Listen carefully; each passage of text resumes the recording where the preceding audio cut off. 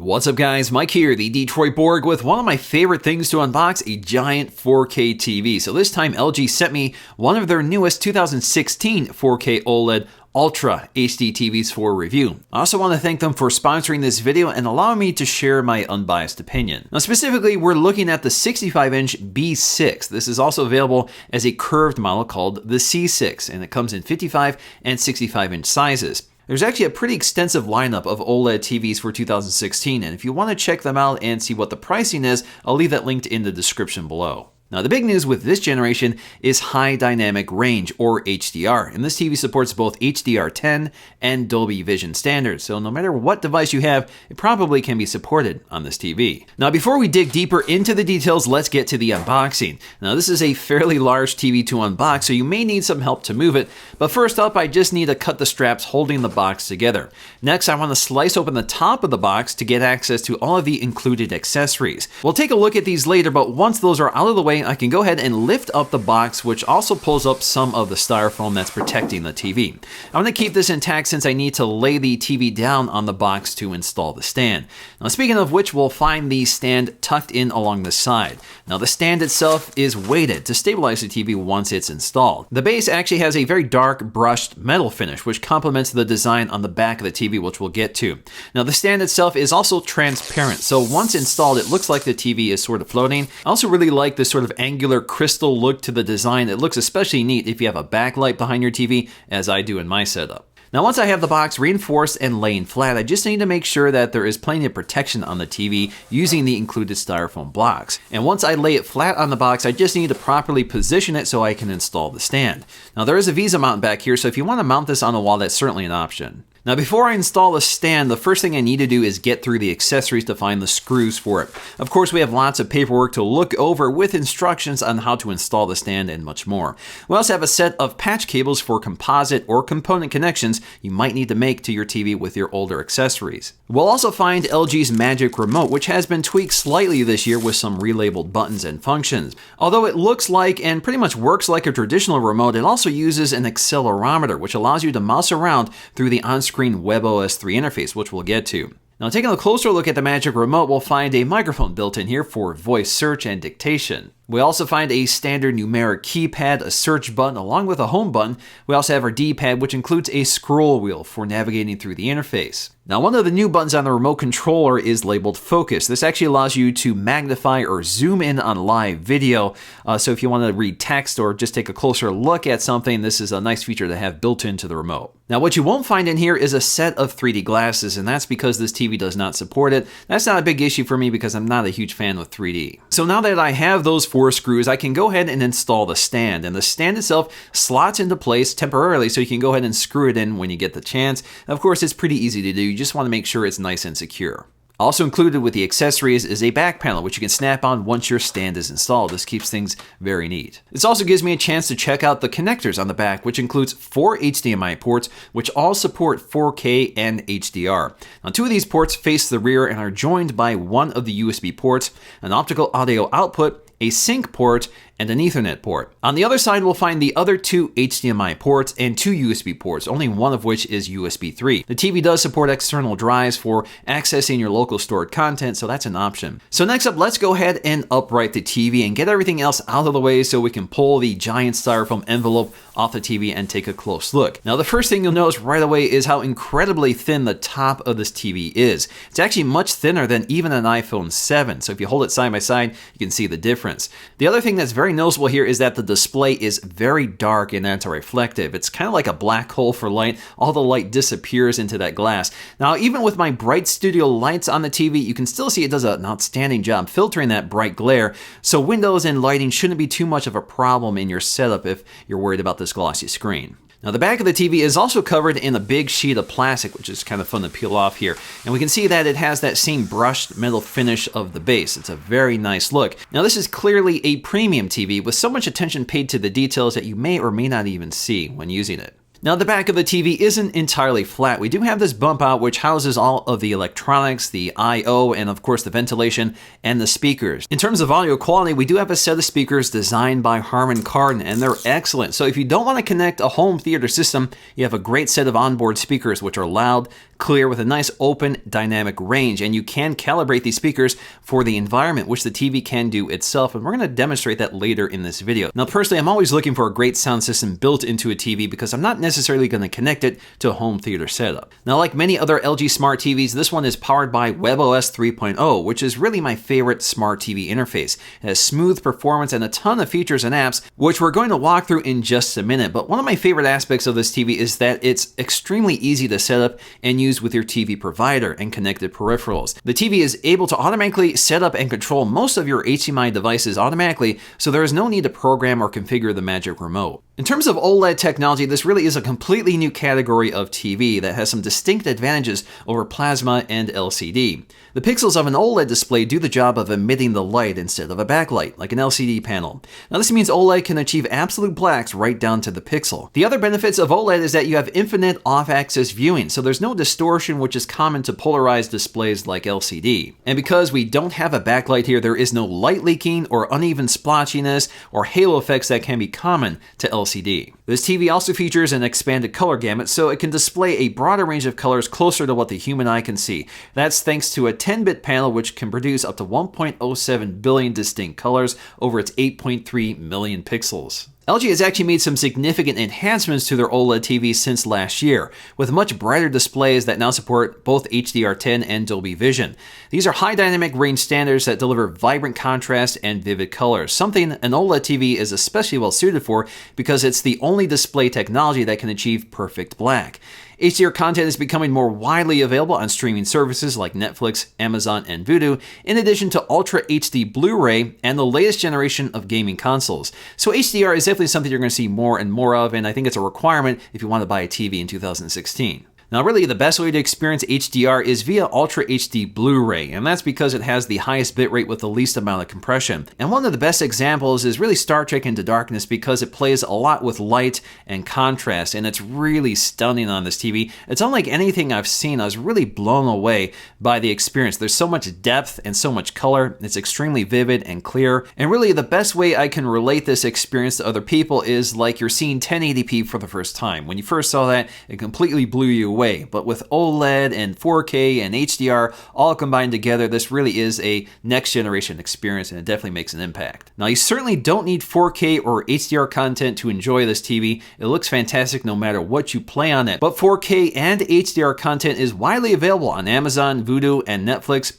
4K content is also available on YouTube. In fact, all of my videos are filmed in 4K and have been for many years, and they look fantastic on this TV. It's definitely the best looking my videos have ever looked on a TV. So next up, let's go ahead and walk through the interface here. So if I hit the home button on the remote controller, this brings up this ribbon toward the bottom, which has all of our apps and inputs. And you can see just how quickly the interface responds as I flick the remote left and right to navigate through it. I can also use the D-pad to select through these apps. Now, if you look toward the left here, you'll see this recently accessed app. But if I want to see all of them, I just tap and hold on the home button, and this brings them all up. So I can go ahead and navigate through them. Some of these also include some of the previous inputs I've opened up before, like my streaming box, Blu-ray player, and all of these apps. So if I want to access any one of these, I can click on them, or if I arrow up, I can also close them out. Now, I can also move these around, so I just tap and hold using the center click on the D-pad, and then I can reposition them. So if I want it dropped here, I just click again, and then it's there. But if I want to uninstall any one of these apps, all I have to do is go up here and click the X icon, and it uninstalls them. Now, if I bring this up again, you'll see I have two categories off to the left, my channels and my content. So with my channels, I can favorite any of my favorite channels for easy and quick access. So you can see I have a bunch of them here, and you'll notice that some of these are not broadcast TV. They're actually IPTV or streaming TV, such as BuzzFeed. Now, if you want to add additional channels, you can go to Add Channels, and you'll see a selection here.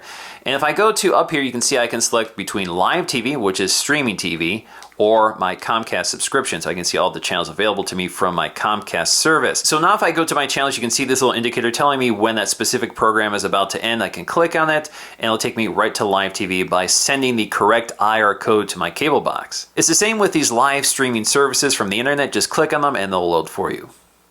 Now, if I go to My Content, this basically allows me to add content that I may want to watch later. So right now, I have quite a few things already added, such as Deep Space Nine, Game of Thrones, Star Trek Into Darkness, Fargo, and Stranger Things. And I can go ahead and add more stuff, and I can go ahead and search for it. So if I want to add Orange is the New Black, which is a recommended search here, I can go ahead and do so. And if I go ahead and select these, you can see that they're available in different apps. So this is a cross-platform search. So if I click play, I can either play it on Netflix, Amazon Video, or Hulu. So if I click Netflix, this will launch right into Netflix and play it for me. Now, while watching your live broadcast TV, if you take your cursor over to the right, you get channels and recommended. So this is basically our TV guide. So with our channels, we can see our TV guide and the programming information. And if we want to jump to any one of these stations, all we have to do is select it, and this will send the code to the cable box and tune to that station. We also have recommended content. So this is based upon our previous search or view history. So this will suggest content currently available right now to watch that may be interesting to you, which is actually kind of handy. Also in the upper right corner is settings. So the first thing we have here are these quick settings, which includes our picture modes. So we have vivid, standard, APS for power saving. So this actually uses an ambient light sensor to adjust the screen's brightness depending on the ambient conditions. We have cinema, sports, game mode. So this improves the frame rate. We also have photo mode, HDR effect, and you can change the intensity of HDR from high to medium to low. I just leave it on medium because I don't use it. And then we have expert mode for a bright room or expert mode for a dark room. Now, one of the great things here is that I can easily access my inputs by going to this input selector in the upper right corner. I also have a key for that on the remote controller itself, or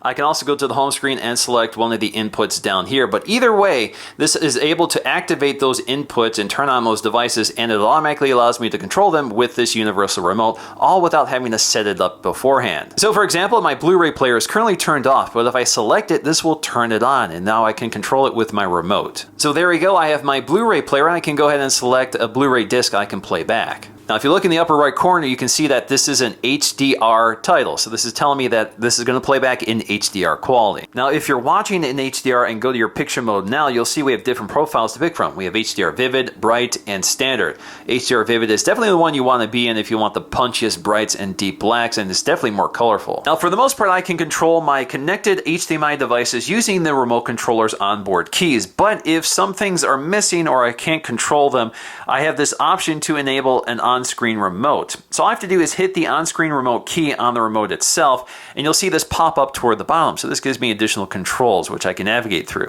So when it comes to search, if you hit the search key, this will bring up an on-screen interface. So we have this on-screen keyboard, or you can use voice. Now, if you want to bring up voice search directly, just tap and hold the voice button. What's the weather like tomorrow? So this will also bring up a widget that shows me the weather conditions without interrupting what I'm watching in the background. Another way of finding content and apps is the LG Content Store. So this will launch into an interface that allows us to browse through videos such as movies and TVs, as well as apps and games. So if we go to TV shows, you can see all the TV shows that are currently available with a priority on what's most popular. Of course, you can also just search for whatever you want. So if I click Mr. Robot, this allows me to select a season or an episode, or I can click Watch Now, and you can see the services that currently push it. This is also true of the movie interface up here. So if I click close and go up to movies, same story here. If I click a movie I want to watch, like Batman versus Superman, you can see I can watch now or watch the trailer, and you can see the apps that currently have it available. So if I want to jump to Google Play, this will launch into the Google Play Movies app, and I can go ahead and purchase it or rent it. We also have apps and games, so you can install a variety of apps or just search for them. So you can see some popular apps like Plex, so we definitely want to click that. So if you're a Plex fan, that is available on this TV. Click Install, and this will allow you to install the Plex player. You can see the notification in the upper right corner. We can go ahead and launch right into it. Now, not all apps are necessarily media apps. So for example, I have this Google Maps app, which allows me to navigate through a map, and I can zoom in using my cursor and scroll wheel. Now, there are a ton of other apps here, such as a web browser with tab browsing. So this allows you to input a full website and browse it right on your TV using the on-screen cursor and remote. So for example, I can go up here, clear all, and input the URL using voice. CNN.com. So there we go. Now, this definitely isn't the fastest web browser out there, and you can see, of course, it doesn't support Flash, but it does get the job done when you need it on your screen. So when it comes to all settings, there's a lot going on here. So we can go to picture mode on the left, and you'll see that we have the option to calibrate the different modes we have available to us. So you can go and select them up here.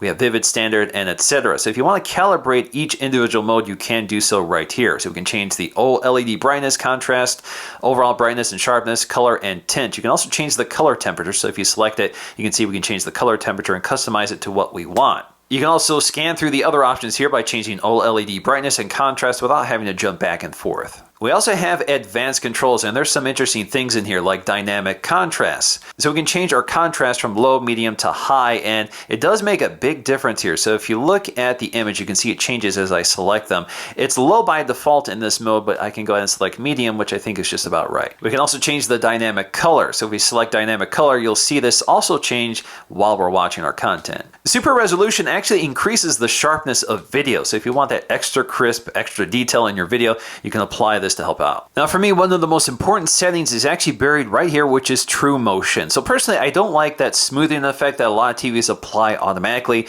and this is where you can turn it off. So you can turn off true motion, or if you like that smoother look, you can certainly go for it. So we have smooth or clear, and then you can user specify this. So you can adjust the de-judder or the de-blur. So you can adjust these manually if you prefer. So I'm just going to leave this off for now.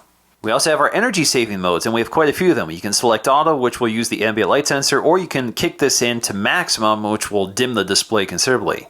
Another neat feature here is eye comfort mode. So this will automatically adjust the color of the TV to reduce eye strain. So if the TV is bothering you, especially at night, you can enable this, and the display will get considerably warmer and not quite as bright. So when it comes to sound, we have a lot of tuning options, and of course we can also select our outputs. But we have something called magic sound tuning, which will actually calibrate the speakers on the TV to the acoustics of your room. So this is kind of a nice feature to have. So if you want to start this, all you have to do is select start, and this will run through the calibration setup. So once it's calibrated the audio, you can see what magic sound turned off and turned on sounds like, and it definitely makes a big improvement. Under General, we'll find tons of features for language, location, date and time, and timers. We also have Quick Start Plus. So if you want the TV to stay on standby so it starts up quicker, you can turn this on, but it does or may draw more power. We also have our standby light. So that's the red LED light that appears just below the LG logo when the TV is powered off. We also have a power saving mode for your external hard disk drive. So if you connect a hard disk drive to your TV for accessing media, you can actually set it to turn that disk off when it's not being used. Now, Channel Plus is the live IP streaming TV service. So if you don't want this on, you can turn it off. But if you want those features, this is where you go to turn it on. Now, I think the most important setting to know about here is Simple Link or HDMI CEC. So this allows the TV to control HDMI connected devices. So that, of course, depends on whether that device supports the feature or not. So this allows the TV to turn on that device or put it to sleep. It also enables the TV to control those devices with the same remote. Now, another very important setting is right here. This is HDMI Ultra HD Deep Color. So this will enable HDR on certain inputs. So we have it available on all 4 inputs, but you have to turn it on. Now, if you turn on HDR for inputs that don't support it or for devices that don't support it, it won't work properly. So if you have issues, you want to go here to make sure that these are set correctly. So for example, I just have 2 of them. I have my Xbox One S, which supports HDR, and a Blu-ray player, which also supports HDR. And I can turn this off and on. And when you turn it on or off, it does restart the TV to make the configuration. So in the end, I think LG has pulled way ahead of its competition with the best display technology, a fantastic design, excellent web OS interface, which makes it easy to manage all the devices connected to your TV, and we have great audio built right into the TV set. And the display technology has improved quite a bit since the last generation. It's much brighter, HDR looks fantastic on this, and really it's an unrivaled experience, and I definitely enjoyed it, especially as a movie buff. Alright guys, hope you enjoyed this look at LG's B6 65-inch TV. If you did, please give it a thumbs up to let me know, and I'll see you again in the next one.